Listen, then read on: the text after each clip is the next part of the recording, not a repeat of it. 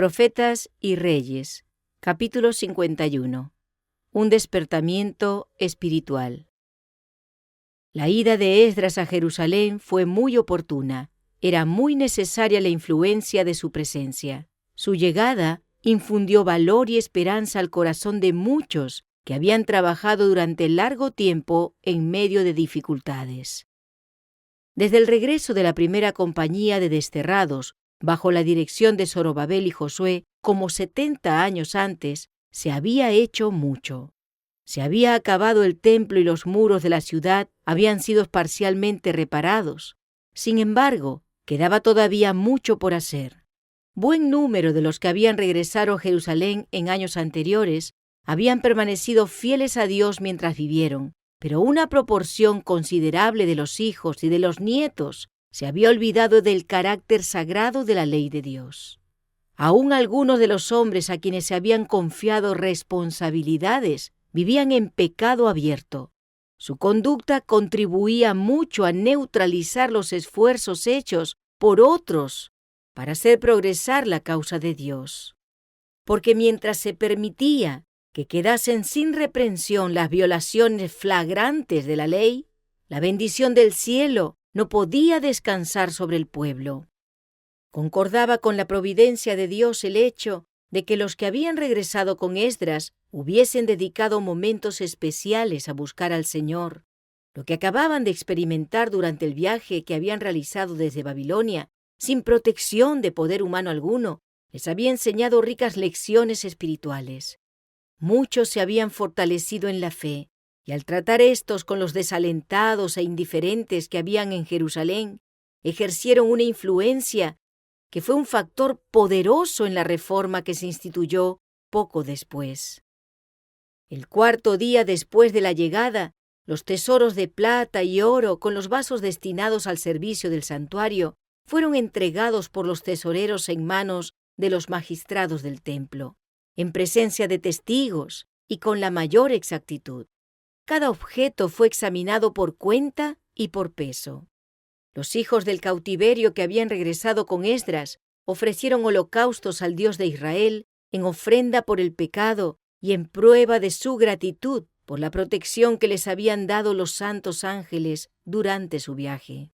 Y dieron los despachos del rey a sus gobernadores y capitanes del otro lado del río, los cuales favorecieron al pueblo y a la casa de Dios. Muy poco después, varios de los principales de Israel se acercaron a Esdras con una queja grave. Algunos del pueblo de Israel y los sacerdotes y levitas habían despreciado los santos mandamientos de Dios hasta el punto de casarse con miembros de los pueblos circundantes. Se le dijo a Esdras: han tomado de sus hijas para sí y para sus hijos, y la simiente santa ha sido mezclada con los pueblos de las tierras paganas, y la mano de los príncipes y de los gobernadores ha sido la primera en esta prevaricación. En su estudio de las causas que condujeron al cautiverio babilónico, Esdras había aprendido que la apostasía de Israel se debía en gran parte al hecho de que se había enredado con las naciones paganas. Él había visto que si hubiesen obedecido a la orden que Dios les diera de mantenerse separados de las naciones circundantes, se habrían ahorrado muchas experiencias tristes y humillantes. De manera que cuando supo que a pesar de las lecciones del pasado, hombres eminentes se habían atrevido a transgredir las leyes dadas para salvaguardarlos de la apostasía, su corazón se conmovió. Pensó en la bondad manifestada por Dios al dar a su pueblo otra oportunidad de establecerse en su tierra natal, y quedó abrumado de justa indignación y de pesar por la ingratitud que revelaban. Dice: lo cual oyendo yo, rasgué mi vestido y mi manto, y arranqué de los cabellos de mi cabeza y de mi barba, y sentéme atónito. Y juntáronse a mí todos los temerosos de las palabras del Dios de Israel, a causa de la prevaricación de los de la transmigración. Mas yo estuve sentado atónito hasta el sacrificio de la tarde. A la hora del sacrificio vespertino, Esdras se levantó y, rasgando de nuevo sus vestiduras, cayó de rodillas y descargó su alma en súplica al cielo. Extendiendo las manos hacia el Señor, exclamó: Dios mío, confuso y avergonzado estoy para levantar, oh Dios mío, mi rostro a ti, porque nuestras iniquidades se han multiplicado sobre nuestra cabeza y nuestros delitos han crecido hasta el cielo. Desde los días de nuestros padres, continuó suplicando, hasta este día estamos en grande culpa, y por nuestras iniquidades nosotros, nuestros reyes y nuestros sacerdotes, hemos sido entregados en manos de los reyes de las tierras, a cuchillo, a cautiverio y a robo, y a confusión de rostro, como hoy día. Y ahora, como por un breve momento, fue la misericordia de Jehová nuestro Dios para hacer que nos quedase un resto libre y para darnos estaca en el lugar de su santuario, a fin de alumbrar nuestros ojos, nuestro Dios, y darnos una poca de vida en nuestra servidumbre. Porque siervos éramos, mas en nuestra servidumbre no nos desamparó nuestro Dios, antes inclinó sobre nosotros misericordia delante de los reyes de Persia, para que se nos diese vida para alzar la casa de nuestro Dios, y para hacer restaurar sus asolamientos, y para darnos vallado en Judá y en Jerusalén. Mas ahora, ¿qué diremos, oh Dios nuestro, después de esto? Porque nosotros hemos dejado tus mandamientos, los cuales prescribiste por mano de tus siervos los profetas. Mas después de todo lo que nos ha sobrevenido a causa de nuestras malas obras y a causa de nuestro grande delito, ya que tú, Dios nuestro, estorbaste que fuésemos oprimidos bajo de nuestras iniquidades, y nos diste este tal efugio, ¿hemos de volver a infringir tus mandamientos y emparentar con los pueblos de estas abominaciones? ¿No te ensañarías contra nosotros hasta consumirnos, sin que quedara resto ni escapatoria? Jehová, Dios de Israel, tú eres justo, pues que hemos quedado algunos salvos como este día. Henos aquí delante de ti en nuestros delitos, porque no es posible subsistir en tu presencia a causa de esto. El pesar de Esdras y de sus asociados por los males que se habían infiltrado insidiosamente en el mismo corazón de la obra de Dios produjo arrepentimiento. Muchos de los que habían pecado quedaron profundamente afectados, y lloraba el pueblo con gran llanto. Empezaron a comprender en forma limitada el carácter odioso del pecado y el horror con que Dios lo considera. Vieron cuán sagrada es la ley promulgada en el Sinaí, y muchos temblaron al pensar en sus transgresiones. Uno de los presentes, llamado Secanías, reconoció la verdad de todas las palabras dichas por Esdras. Confesó: nosotros hemos prevaricado contra nuestro Dios, pues tomamos mujeres extranjeras de los pueblos de la tierra, mas hay aún esperanza para Israel sobre esto. Secanías propuso que todos los que habían transgredido se comprometieran ante Dios a abandonar su pecado y a ser juzgados conforme a la ley. Dio esta invitación a Esdras: levántate, porque a ti toca el negocio, y nosotros seremos contigo. Esfuérzate. Entonces se levantó Esdras y juramentó a los príncipes de los sacerdotes y de los levitas y a todo Israel que harían conforme a esto. Tal fue el comienzo de una reforma admirable. Con infinita paciencia y tacto y con una cuidadosa consideración de los derechos y el bienestar de todos los afectados, Esdras y sus asociados procuraron conducir por el camino correcto a los penitentes de Israel. Sobre todo lo demás, Esdras enseñó la ley, y mientras dedicaba su atención personal a examinar cada caso, procuraba hacer comprender al pueblo la santidad de la ley, así como las bendiciones que podían obtenerse por la obediencia. Dondequiera que actuase Esdras, revivía el estudio de las Santas Escrituras. Se designaban maestros para que instruyesen al pueblo, se exaltaba y se honraba la ley del Señor. Se escudriñaban los libros de los profetas y los pasajes que predecían la llegada del Mesías infundían esperanza y consuelo a muchos corazones tristes y agobiados. Han transcurrido más de 2000 años desde que Esdras aplicó su corazón a la búsqueda de la ley de Jehová y a su práctica, pero el transcurso del tiempo no ha disminuido la influencia de su ejemplo piadoso. A través de los siglos, la historia de su vida de consagración inspiró a muchos la determinación de buscar y practicar esa misma ley. Los motivos de Esdras eran elevados y santos. En todo lo que hacía, era impulsado por un profundo amor hacia las almas. La compasión y la ternura que revelaba hacia los que habían pecado, fuese voluntariamente o por ignorancia, debe ser una lección objetiva para todos los que procuran realizar reformas. Los siervos de Dios deben ser tan firmes como una roca en lo que se refiere a los principios correctos, y con todo han de manifestar simpatía y tolerancia. Como Esdras, deben enseñar a los transgresores el camino de la vida al inculcarles los principios en que se funda toda buena acción. En esta época del mundo, cuando mediante múltiples instrumentos Satanás procura cegar los ojos de hombres y mujeres para que no vean lo que exige la ley de Dios, se necesitan hombres que harán temblar a muchos ante el mandamiento de nuestro Dios. Se necesitan verdaderos reformadores que conducirán a los transgresores hacia el gran legislador y les enseñarán que la ley de Jehová es perfecta, que vuelve el alma.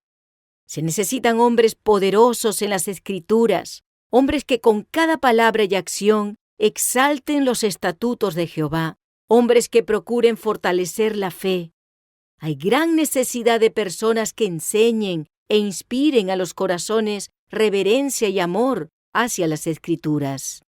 La iniquidad que prevalece extensamente hoy puede atribuirse en cierta medida al hecho de que no se estudian ni se obedecen las Escrituras, porque cuando la palabra de Dios es desechada, se rechaza su poder para refrenar las malas pasiones del corazón natural.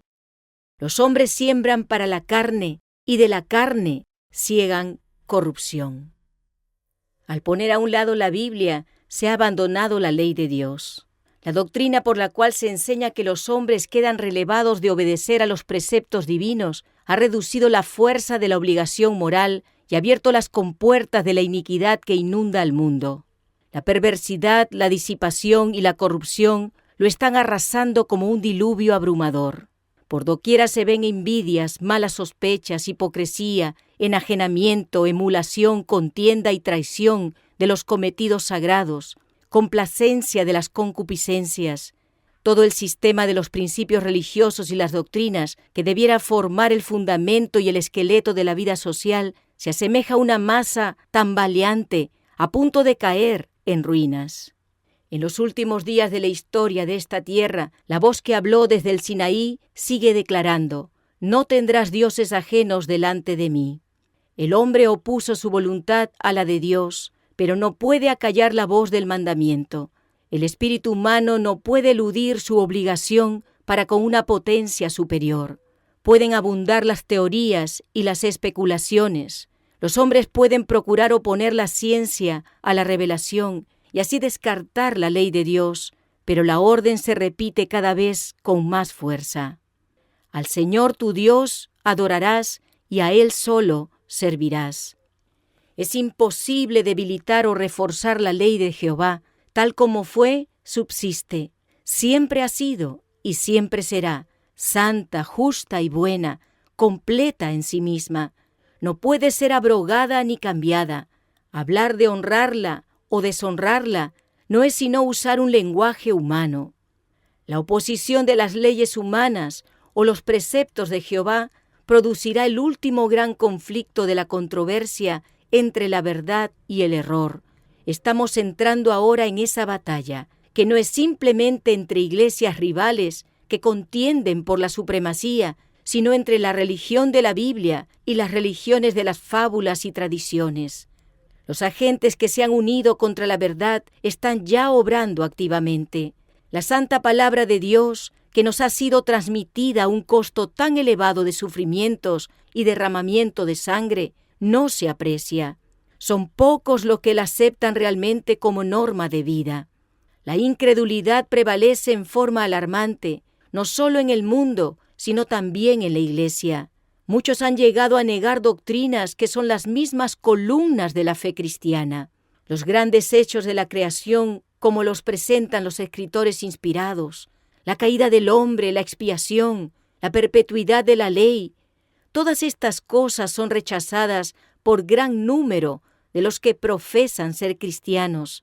Miles de los que se precian de tener conocimiento consideran como evidencia de debilidad el tener confianza implícita en la Biblia, y para ellos es prueba de saber el cavilar con respecto a las Escrituras y anular sus verdades más importantes mediante explicaciones que pretenden espiritualizarlas.